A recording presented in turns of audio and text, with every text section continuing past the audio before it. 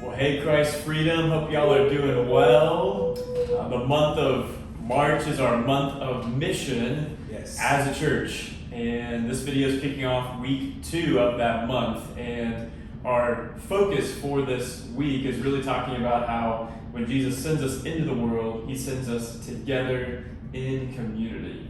And so, Robert, how is that a little bit different than often the picture we have of mission? Yeah, man, I think this is an amazing question to process and to really digest with the church. And, you know, when we look at the scriptures, I think one of the scriptures that I love the most about Jesus sending is when Jesus sends the disciples 2 by 2 into the city and into the towns to do the work of ministry. And churches, in Luke chapter 10, I want to read it. This is actually one of my favorite verses in the Bible. I quote it often. I typically quote the Matthew version, but I love the Luke version. This is Luke chapter 10. It says this: "After this, the Lord appointed 72 others and sent them on ahead of him, 2 by 2, into every town and place where he himself was about to go. Catch this. "And he said to them, the harvest is plentiful, but the laborers are few. Therefore pray earnestly to the Lord of the harvest to send out laborers into the harvest field." And so what Jesus is doing here is Jesus collects the disciples and he sends them ahead of him to prepare the land to encounter Jesus. I think it's powerful. Seriously, like I almost had a run when I was reading it before.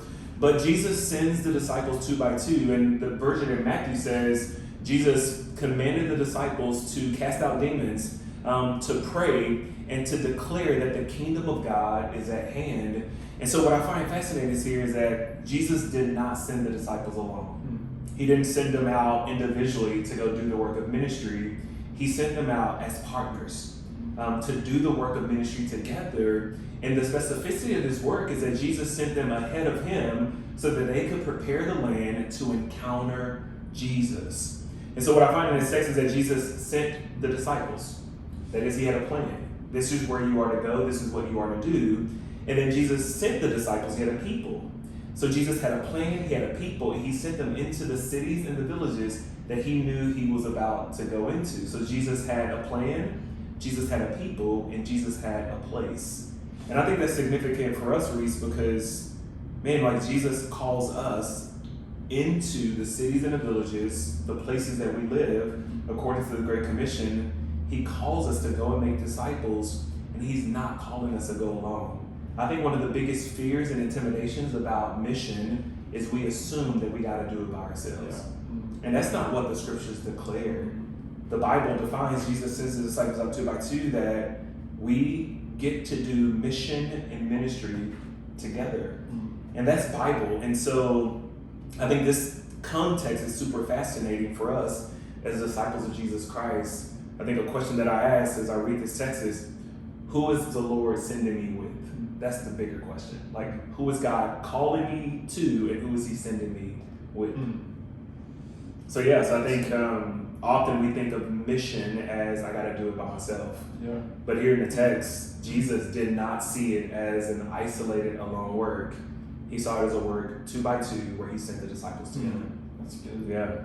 Yeah, that's such a corrective kind of picture of what mission looks like, because I often do think it's solo mission. Yeah. It's a solo enterprise. I got to go out versus there's a community that God sends us out with. So, what are some of the practical implications of that truth that we've been talking about today, and your hopes even for how we apply that as a church? Yeah. When I read this text, I think what illuminated off the pages was Jesus sent the disciples 2 by 2 ahead of him because he knew that he was eventually going to go to that place. And so we're not the God of salvation is one.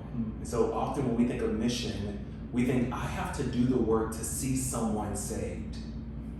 No, we prepare the land for the land to encounter Jesus, for Jesus to encounter them. Yeah. And that's mind-boggling. Like, I don't have to try to convince someone to come to Jesus. Yeah. God simply calls us to prepare the land. Jesus will encounter the heart.